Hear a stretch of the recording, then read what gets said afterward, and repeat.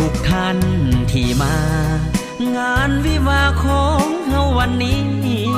ขอต้อนรับด้วยความยินดีสุภาพสตรีบุรุษทั้งหลายมาอวยพรใส่พร้อมด้วยน้ำใจของขวัญมากมาย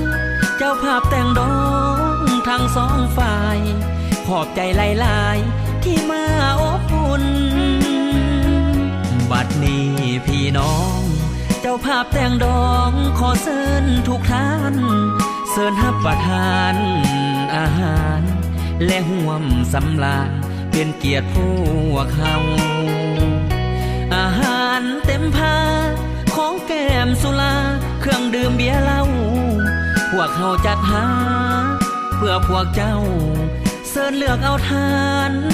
ตามสบายหากมีสิ่งใดบ่ถือใจหรือเขินขาหรือว่ามาลายาดว่าจะพางพาบ่เข้มของฮับปอนบ่ทันหลายสิ่งหลายอันขาดตกบกพร่องพวกเขาเจ้าภาพทั้งสองขอให้พี่น้องจงได้อภัยเมื่อเลิกจากงานเดินทางกลับบ้านขอให้มีโศกอย่ามีทุกข์มีโศกอย่ามีโลกเบียดเบียนหาวีอายุมันยืนวันคืนนอนหลับฝันดีให้ถือหวยลอตเตอรี่เป็นเศรษฐีเงินล้านทุกคน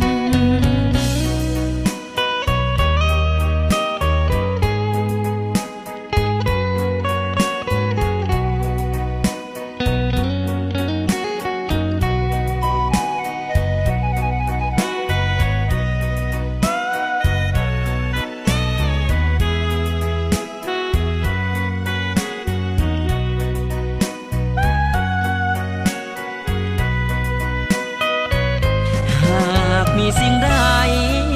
บ่ถือใจหรือเขินขาหรือว่ามาลายาดว่าจะพางพาบ่เข้มของ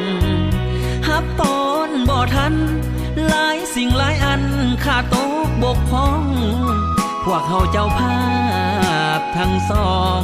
ขอให้พี่น้องจงได้อภัยเมื่อเลิกจากงาน